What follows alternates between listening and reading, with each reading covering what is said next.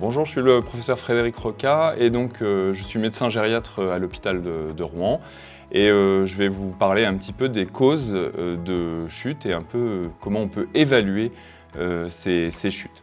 Alors tout d'abord, on va essayer de comprendre un peu les mécanismes de la chute, si vous voulez bien, et puis de connaître les facteurs qui vont prédisposer ou précipiter ces chutes, puisque en fait, on va voir ensemble que les chutes, ce n'est pas forcément de la maladresse. En fait, je crois que c'est ça le message important à retenir, et il y a souvent plusieurs mécanismes.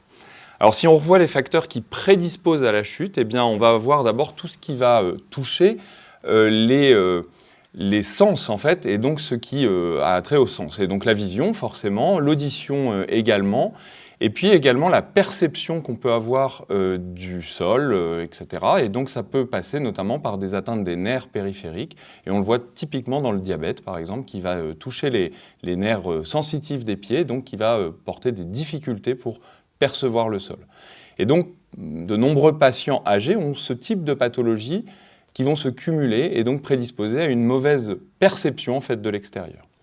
Après, il y a une autre problématique qui prédispose à la chute, ce sont en fait les problèmes cérébraux notamment et cognitifs, puisque l'intégration de toutes ces informations pour pouvoir marcher est parfois un petit peu difficile. Et donc, étant difficile, eh bien, c'est en raison notamment de certains troubles cognitifs. Alors, le plus connu, c'est la maladie d'Alzheimer, bien sûr, mais il n'y a pas que la maladie d'Alzheimer, il y a d'autres causes de pathologies neurodégénératives qui vont pouvoir toucher cette perception et cette intégration de l'information. Et puis, il y a une autre pathologie très connue qui est la maladie de Parkinson, qui a trait au contrôle moteur central, hein, c'est-à-dire le cerveau qui contrôle le mouvement. Et donc, cette pathologie peut aussi influer sur le risque de chute. Et puis, la dernière partie de ce qui constitue un peu la marche, ce sont les effecteurs de la marche, c'est-à-dire les muscles, les articulations et les nerfs. Et on sait qu'il peut y avoir une fonte musculaire, ce qu'on appelle nous une sarcopénie, avec l'âge et puis avec différentes pathologies, et notamment dans le cas de pathologies qui donnent de la dénutrition. Il y a aussi des atteintes nerveuses qui existent, comme on l'a vu pour le diabète, mais d'autres pathologies peuvent donner ça. Et puis une autre pathologie classique ostéo-articulaire, c'est l'arthrose, qui va favoriser la chute.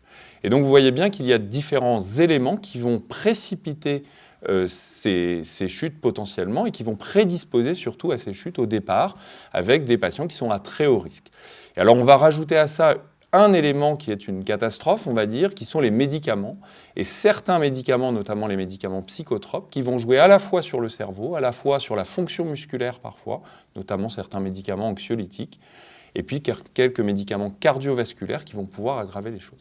Donc vous voyez, c'est un cocktail un petit peu de facteurs qui vont prédisposer à la chute et qui potentiellement vont faire que les patients sont à très haut risque.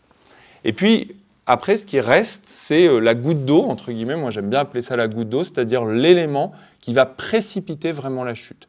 Et cet élément, ça peut être n'importe quoi. Alors je vous ai mis sur la diapositive que ça peut être une goutte d'eau plus ou moins grosse, c'est-à-dire ça peut être un nouveau médicament qu'on va introduire, ça peut être une infection, une fièvre aiguë, une grippe, etc. Ça peut être un nouvel accident vasculaire cérébral, donc là c'est plutôt une pathologie très sévère. Ça peut être un élément de santé aussi important, type infarctus, etc. Et puis ça peut être juste un problème environnemental, et on le verra dans une autre capsule sur l'environnement comme cause de chute. Mais vous le voyez, c'est la précipitation, ça peut être le tapis, et c'est souvent d'ailleurs ce que mettent en avant les patients. Mais en pratique, il y a souvent beaucoup de facteurs prédisposants derrière. Donc vous avez une liste sur ces diapositives qui ne sont bien sûr pas exhaustives de tous les troubles qui peuvent exister. Alors, c'est pourquoi, en fait, il faut, même en cas d'urgence et même dans les situations d'urgence, essayer d'identifier rapidement des éléments qui peuvent expliquer ces chutes. Alors, on va vérifier d'abord les signes vitaux pour aller rechercher un facteur précipitant grave. Les signes vitaux, c'est le pouls, la pression artérielle, la saturation, pour voir si justement il n'y a pas des arguments pour un accident vasculaire cérébral, un infarctus, une embolie pulmonaire, etc. On va chercher des signes de pathologie aiguë, ça peut être une douleur, ça peut être un déficit du membre inférieur, ça peut être de la fièvre. On va essayer d'être assez exhaustif tout en étant rapide dans le cadre d'un bilan d'urgence.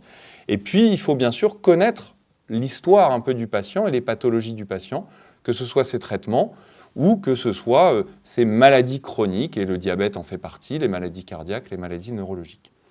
Bien sûr, on aura besoin de la dernière ordonnance, voire des dernières ordonnances, pour avoir un petit peu la liste des traitements qui sont présents et donc qui peuvent poser problème. Et puis, c'est bien d'avoir les circonstances exactes de la chute, le lieu, l'horaire, approximatif bien sûr, l'environnement, si c'est la première chute ou si c'est une récidive de chute. Tout ça, ça permet d'évaluer un petit peu le contexte et la typologie de patient qui est en cause dans cette chute.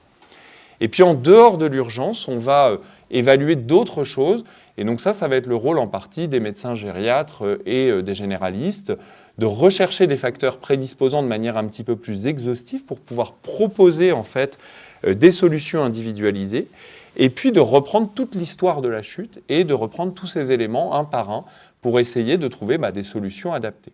On va faire quelques tests pratiques aussi sur la chute pour évaluer le risque de chute. Et ces tests, ce sont des tests en fait d'évaluation de la mobilité et de la motricité. Et je vous ai mis juste après des vidéos qui sont en fait des vidéos de ces tests un peu décrites. Vous allez voir, ça consiste à faire de la marche en fait et à faire des allers-retours, se lever d'une chaise, etc. Voire faire des petits tests d'équilibre et vous verrez sur ces vidéos. Et donc, pour finir, le message clé vraiment, c'est que les chutes sont favorisées par plusieurs éléments de santé. Donc on appelle ça des facteurs qui sont prédisposants et qui vont être précipités souvent par un élément ou deux. Et souvent, c'est celui-là qui est mis en avant, mais en fait, il ne faut pas oublier ces facteurs prédisposants. Et en situation urgente, on va évaluer rapidement tous ces éléments. Et puis en situation moins urgente ou en situation de consultation, on va pouvoir faire un test de ces différents éléments pour pouvoir proposer des solutions.